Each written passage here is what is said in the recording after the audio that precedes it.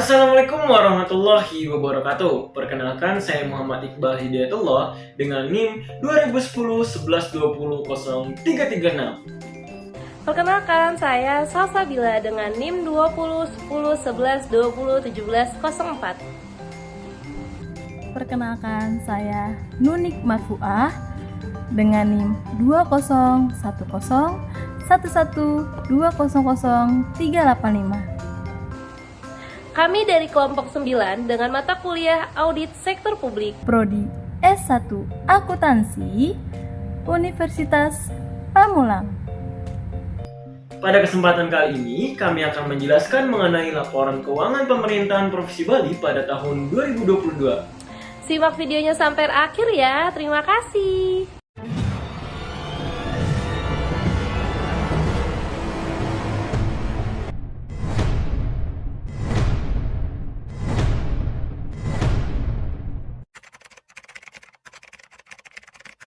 Bali, pulau yang terkenal dengan keindahan alam dan keberagaman budayanya, mengandalkan sektor pariwisata sebagai sumber pendapatan utama.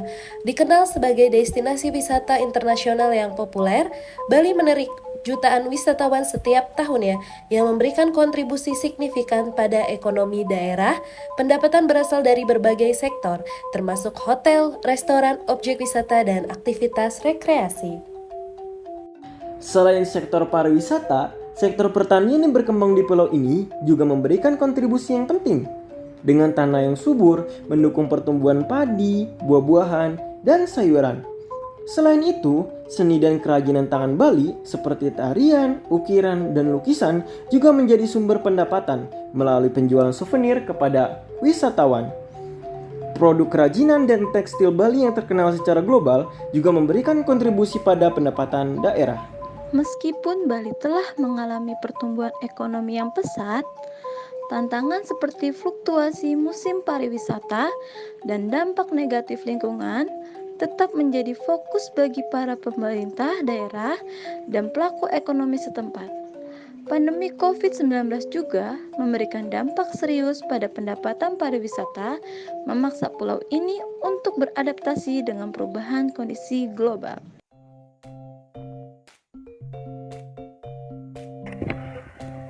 Di sini saya akan menjelaskan tujuan penyusunan laporan sektor publik.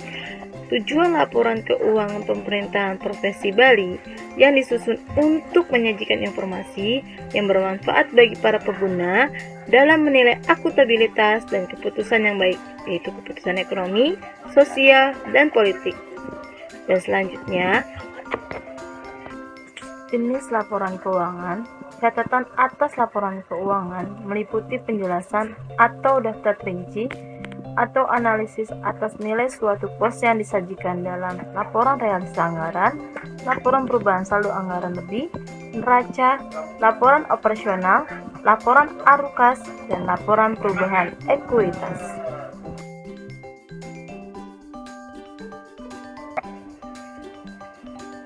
Akuntabilitas publik. Pendapatan daerah pada hakikatnya diperoleh melalui mekanisme pajak dan retribusi atau pungutan lainnya yang dibebankan pada seluruh masyarakat. Pendapatan daerah merupakan perkiraan yang terukur secara rasional yang dapat dicapai untuk setiap sumber pendapatan.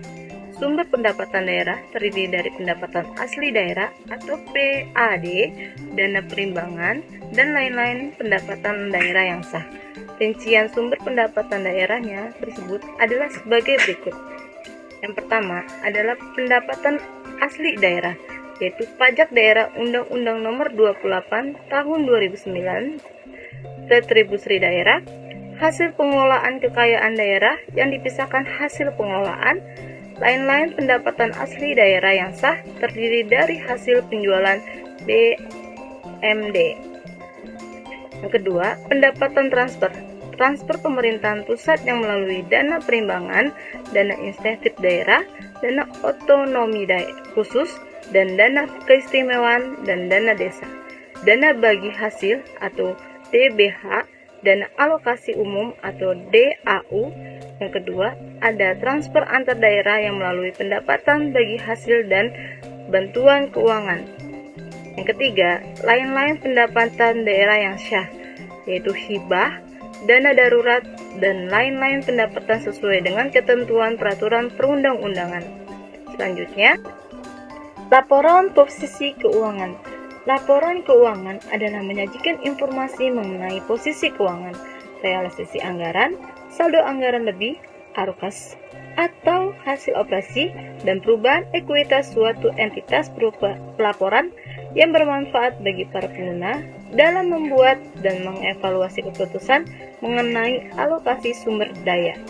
Laporan keuangan terutama digunakan untuk membandingkan realisasi pendapatan, belanja, transfer, dan biayaan dengan anggaran yang telah ditetapkan, menilai kondisi keuangan, mengevaluasi efektif dan efisiensi suatu entitas pelaporan, dan membuat penentuan ketaatannya terhadap peraturan perundang-undang. Terdiri laporan keuangan, catatan atas laporan keuangan atau CLK, meliputi penjelasan atau daftar rinci atau analisis atas nilai suatu pos yang disajikan dalam laporan realisasi anggaran, laporan perubahan saldo anggaran lebih, neraca, laporan operasional, laporan ARUKAS, dan laporan perubahan ekuitas. Termasuk pula dalam catatan atas laporan keuangan adalah penyajian informasi yang diharuskan dan dianjurkan oleh standar akuntansi pemerintah, serta pengungkapan-pengungkapan lainnya yang diperlukan untuk penyajian yang wajar atas laporan keuangan, seperti kewajiban kontingensi dan komitmen-komitmen lainnya. Berikut merupakan laporan neraca pemerintahan Provinsi Bali per tanggal 31 Desember 2022 dan 31 Desember 2021. Perbedaannya terletak ada di kas lainnya. Di tahun 2022 terdapat nominal, sedangkan tahun 2021 tidak ada. Dan di tahun 2022 itu tidak ada piutang hasil pengelolaan kekayaan daerah yang dipisahkan, sedangkan tahun 2021 itu ada. Dan adapun dana cadangan di tahun 2022 itu terdapat nominal, dan sedangkan di tahun 2001 itu tidak ada. Dan satu lagi adalah TDF, itu di tahun 2022 terdapat nominal, sedangkan di tahun 2021 tidak terdapat nominal. Di sini merupakan lanjutan dari laporan keuangan Provinsi Bali, yaitu adalah kewajiban jangka pendek, kewajiban jangka panjang, dan ekuitas. Diingat ya, catatan laporan keuangan merupakan bagian yang tidak terpisahkan dari laporan keuangan secara keseluruhan. Oke, kita lanjut ya. Di sini merupakan laporan realisasi anggaran pemerintahan Provinsi Bali. Laporan realisasi anggaran pendapatan dan belanja untuk tahun yang berakhir sampai dengan 31 Desember 2022 dan tahun 2021.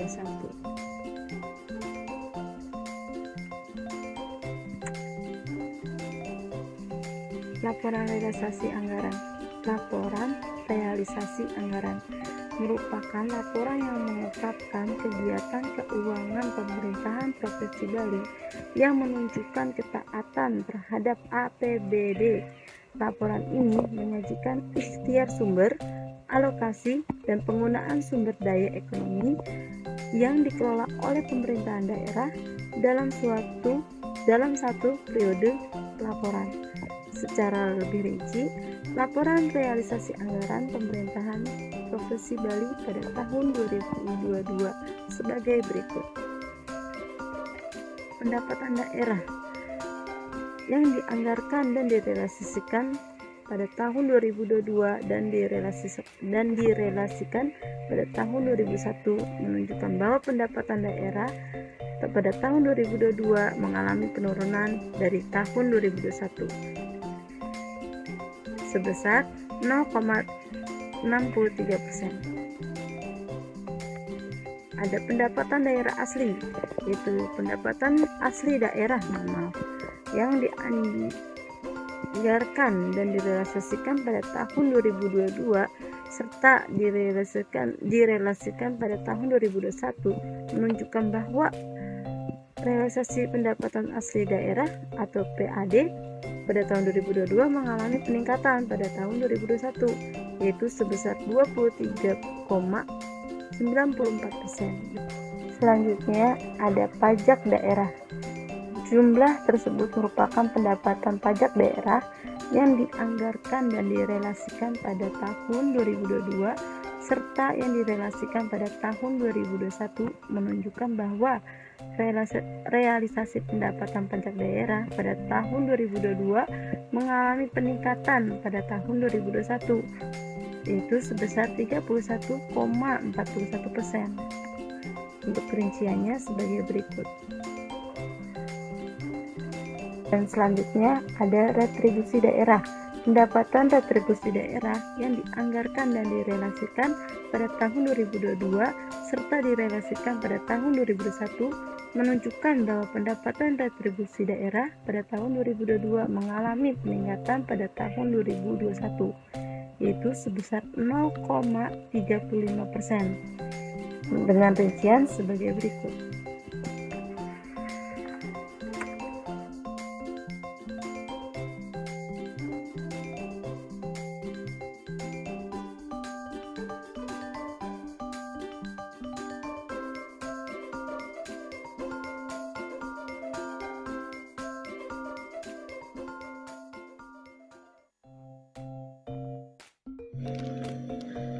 Laporan perubahan SAL. Laporan perubahan saldo anggaran lebih adalah laporan yang menunjukkan perubahan dan saldo anggaran lebih dalam satu periode. Saldo anggaran lebih atau SAL adalah penggunaan saldo yang berasal dari akumulasi silpa atau sikpa tahun-tahun anggaran sebelumnya dan di tahun berjalan serta penyesuaian lain yang diperkenankan. Laporan perubahan SAL hanya disusun oleh entitas pelaporan, diatur pada PSAP 1 dan PSAP 13. Dari ketentuan mengenai saldo anggaran lebih atau SAL sebagaimana terdapat dalam standar akuntansi pemerintahan, diketahui bahwa SAL merupakan gungguan atau jumlah akumulasi silpa sampai dengan tanggal pelaporan dan SAL dihasilkan dari laporan realisasi anggaran atau LRA. Entitas yang menyusun LPSAL awalnya hanya ditunjukkan pada unit yang mempunyai fungsi perbedaan umum. Sejalan dengan pembelakuan PSAP 13 tentang penyajian laporan keuangan, Badan Layanan Umum atau BLU, laporan perubahan SAL yang sebelumnya hanya dibuat oleh konsolidator LKPP maupun LKPD, saat ini juga harus dibuat oleh entitas Badan Layanan Umum. Kebijakan LPSAL bertujuan untuk menetapkan perlakuan akuntansi LPSAL pemerintahan daerah dalam rangka memenuhi tujuan akuntabilitas sesuai dengan ketentuan peraturan perundang-undangan. Nah, laporan perubahan SAL menyajikan unsur-unsur. Ada 5 unsur, yaitu 1. Saldo anggaran lebih awal periode, yang kedua ada penggunaan saldo anggaran lebih, ketiga sisa lebih kurang, pembiayaan anggaran tahun berjalan, yang keempat koreksi kesalahan pembukuan tahun sebelumnya, yang kelima saldo anggaran lebih akhir periode. Nah, bisa dilihat di sini ada laporan perubahan saldo anggaran lebih dari pemerintahan Provinsi Bali per 31 Desember 2022 dan 2021 telah diaudit. Nah, dilihat untuk saldo anggaran lebihnya untuk 2022 itu ada 850 miliar 341.671.769 rupiah. Nah, pada tahun 2001-nya ada sekitar 192 miliar 855.860.215 rupiah. Penggunaan SAL sebagai penerimaan pembiayaan tahun berjalan itu ada sesuai dengan yang ada di tabel ini, bisa dicek. Nah, subtotalnya itu ada berarti untuk saldo anggaran lebihnya itu ada 45.328.306 rupiah. Nah, pada tahun 2021 itu ada 268.194 rupiah. Jadi lebih tinggi di tahun 2022 untuk subtotalnya ya. Nah, sisa lebih atau kurang pembiayaan anggaran silpa atau sikpa itu ada 330 miliar 330 miliar 133 juta 723.425 rupiah, dan di ini adalah 850 miliar 341.671.769. Nah, ini subtotalnya bisa dicek di sini ya teman-teman. Nah, selanjutnya laporan operasional atau LO. Laporan operasional adalah laporan yang menunjukkan kinerja pemerintah dalam satu periode. LO ini disusun oleh entitas akuntansi dan entitas pelaporan. Nah, diatur pada PSAP 1 dan PSP 12. Nah, pada PSAP 12 bertujuan untuk menetapkan dasar-dasar penyajian laporan operasional. Laporan operasional bertujuan untuk memberikan informasi tentang kegiatan operasional keuangan yang tercerminkan dalam pendapatan LO, beban dan surplus defisit operasional. PSAP 12 berlaku bagi semua unit pemerintahan kecuali perusahaan negara atau daerah. Nah,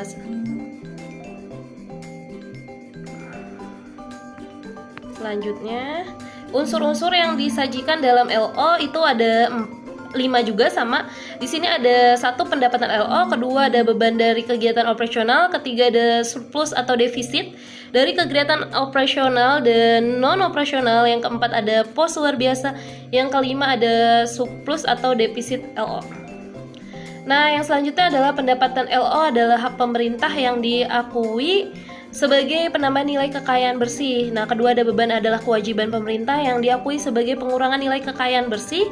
Yang ketiga surplus atau defisit adalah non operasional adalah surplus defisit yang berasal dari kegiatan non operasional seperti surplus atau defisit penjualan aset tetap dan pelepasan kewajiban jangka panjang. Sedangkan surplus defisit operasional selama satu periode pelaporan. Yang keempat ada pos luar biasa adalah pendapatan luar biasa atau beban luar biasa yang terjadi karena kejadian atau transaksi yang bukan merupakan operasi biasa, tidak diharapkan sering atau rutin terjadi ya untuk yang ini dan berada di luar kendali atau pengaruh entitas bersangkutan.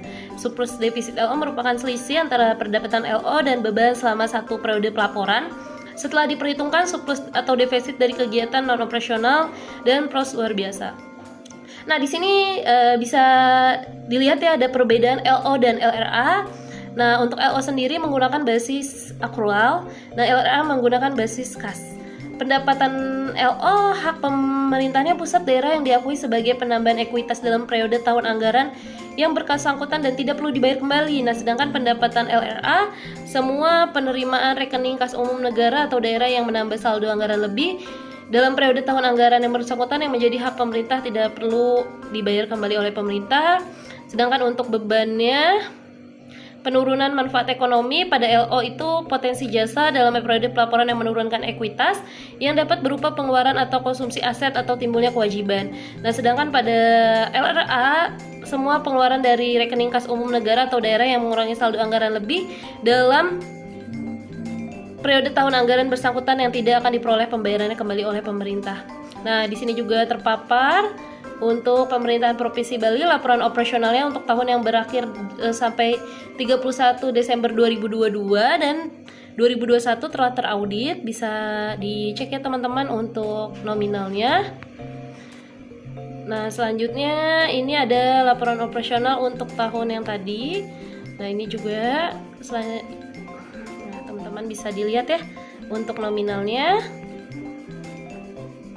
Nah, ada di sini realisasi pendapatan LO yang untuk 31,47% itu pendapatan transfer LO. Nah, yang sedangkan yang 63,47% itu PADLO. Nah, yang merah ini adalah lain-lain pendapatan daerah yang sah atau LO. Realisasi beban operasional sedangkan yang di LRA itu beban operasi, beban transfer dan juga beban penyusutan amortisasi. Laporan perubahan ekuitas adalah laporan yang menyajikan informasi kenaikan atau penurunan ekuitas tahun pelaporan dibandingkan dengan tahun sebelumnya. Laporan perubahan ekuitas disusun oleh entitas akuntansi dan entitas pelaporan rincian dari unsur LPE disajikan dalam KOK diatur dalam PSAP 1. Nah, laporan perubahan ekuitas menyajikan pos berikut ya, ada 4 pos seperti yang tadi kita sudah bahas. Nah, di sini ada laporan perubahan ekuitas juga pada Provinsi Bali tahun 2022-2021, bisa dilihat untuk nominalnya. Baiklah, selanjutnya saya akan membahas mengenai laporan arus kas pemerintahan Provinsi Bali pada tahun 2022 nih teman-teman. Sebelum lebih lanjut, angka lebih baiknya kita mengetahui dulu apa itu laporan arus kas. Oke, simak ya. Laporan arus kas adalah laporan yang menyajikan informasi mengenai sumber penggunaan, perubahan kas dan setara kas selama satu periode akuntansi, serta saldo kas dan setara kas pada tanggal pelaporan. Terdapat 4 aktivitas yang mempengaruhi perubahan kas dan setara kas selama satu periode akuntansi nih teman-teman. Yang pertama yaitu aktivitas operasi, kedua adalah investasi, yang ketiga adalah pendanaan, dan yang terakhir adalah transitoris. Berikut merupakan, jika kita lihat dari sisi kiri, merupakan laporan arus kas pemerintahan Provinsi Bali pada tahun 2022 nih teman-teman. Selanjutnya kita akan mengetahui dulu tujuan dan manfaat laporan arus kas itu sendiri. Apa sih tujuannya? Yang pertama adalah menyajikan historis perubahan kas entitas melalui klasifikasi aktivitas operasi, investasi, pembiayaan, dan transitoris. Yang kedua adalah menyajikan informasi terkait sumber, penggunaan, perubahan kas, saldo kas, dan setara kas untuk pertanggungjawaban dan pengambilan keputusan. Yang ketiga adalah indikator arus kas di masa depan dan kecermatan taksiran arus kas. Laporan arus kas juga menjadi alat pertanggungjawaban arus kas masuk dan arus kas keluar selama periode pelaporan. Dan yang terakhir adalah laporan arus kas membantu pengguna laporan mengevaluasi perubahan kekayaan bersih entitas dan struktur keuangan pemerintah daerah termasuk likuiditas dan solvabilitas.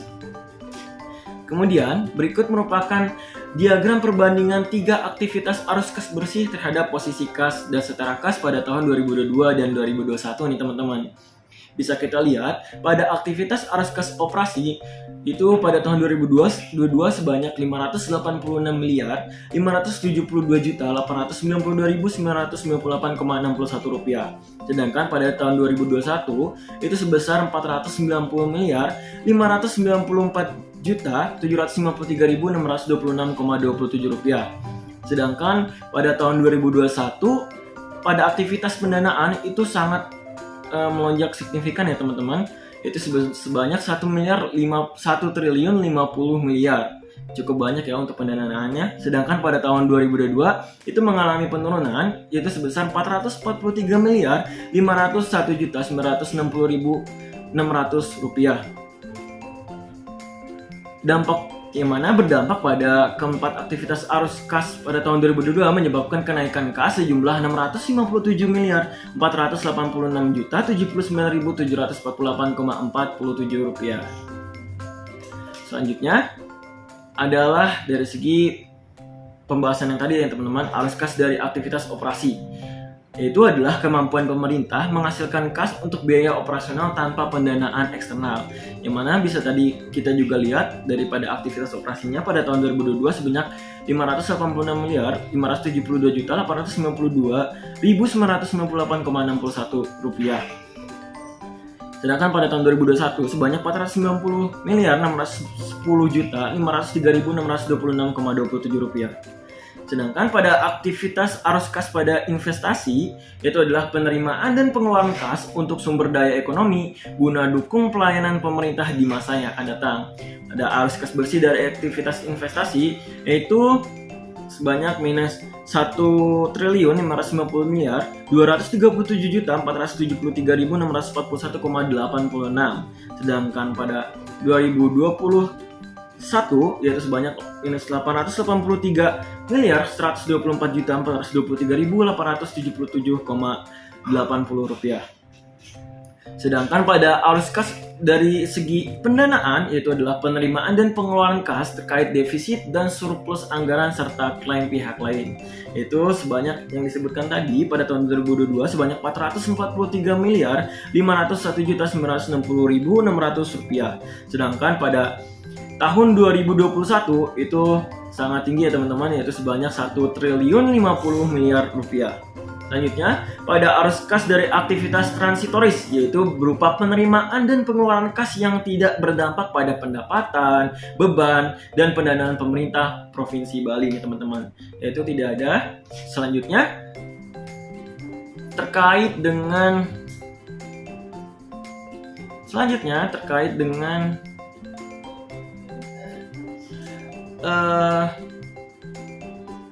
kas lainnya di bendahara selain BUD terkait PFK, yaitu sebanyak 60.728.160,90 rupiah. Kas lainnya di bendahara sebesar Rp60.728.160,90 merupakan sisa saldo pada rekening bendahara BOS SMAN 1 Atap Tejakula sejumlah Rp60.728.160,90 yang sudah berganti nama menjadi SMKN 2 Tejakula sesuai surat izin pendirian Satuan Pendidikan Menengah dan Pendidikan Khusus nomor 420/1044/izin C/Dis PMPT pada tanggal 17 Maret 2020. Namun, sampai akhir tahun 2022, rekening bendahara BOS SMAN 1 Atap Tejakula masih aktif dan sisa dana belum disetor ke kas negara nih teman-teman. Pembahasan selanjutnya mengenai catatan atas laporan keuangan. Catatan atas laporan keuangan atau CALK meliputi penjelasan atau daftar terinci atau analisis atas nilai suatu pos yang disajikan dalam laporan realisasi anggaran, laporan perubahan saldo anggaran lebih, neraca, laporan operasional, laporan arus kas, dan laporan perubahan ekuitas.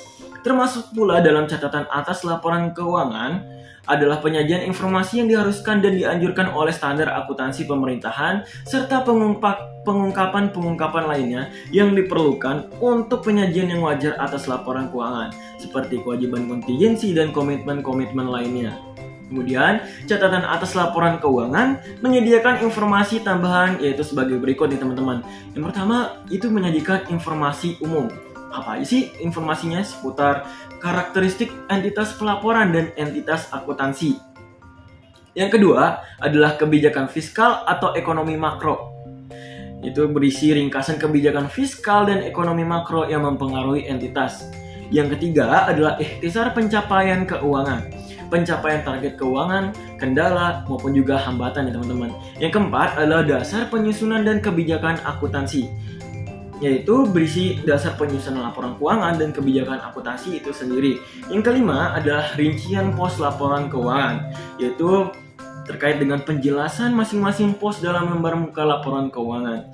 Yang keenam adalah informasi standar akuntansi pemerintahan, yaitu pengungkapan sesuai dengan standar akuntansi pemerintahan yang berlaku. Yang terakhir adalah informasi tambahan. Informasi tambahan untuk penyajian yang wajar ya teman-teman. Selanjutnya pada pemerintahan Provinsi Bali pada tahun 2022 terdapat catatan yaitu adalah arah dan kebijakan umum bagian pendapatan.